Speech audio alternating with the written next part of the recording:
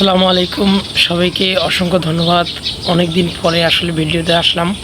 তো আসলে আমি আজকে যে বিষয়টি আপনাদেরকে জানাবো তা হচ্ছে আপনারা যারা ইতিমধ্যে এলএলবি প্রথম বর্ষের পরীক্ষা দিয়েছিলেন, গত জানুয়ারির 3 তারিখে আপনাদের পরীক্ষা শেষ হয়ে গিয়েছিল।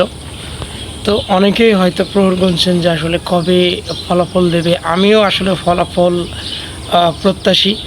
জাতীয় বিশ্ববিদ্যালয় মারফত এবং আমাদের কলেজ কুড়িগ্রাম ল কলেজ থেকে আমরা জানতে পেরেছি যে আমাদের ফলাফল দেয়া হবে সম্ভবত এই মাসের শেষের দিকে অথবা মে মাসের প্রথম সপ্তাহে। আমাকে জানানো হয়েছে আগামী মে মাসের 10 তারিখের মধ্যে আমাদের ফলাফল দেওয়া হবে। তো সেই হিসেব অনুযায়ী আমাদের হাতে খুব বেশি সময় নেই। সবাই ধৈর্য ধরুন, আপনাদের ফলাফল খুব দ্রুত দেওয়া হবে এবং দ্বিতীয় বর্ষে ভর্তির জন্য প্রস্তুতি নিন। পাশাপাশি আপনারা দ্বিতীয় বর্ষের যে বইগুলো রয়েছে এই বইগুলো পড়া শুরু করে দিন।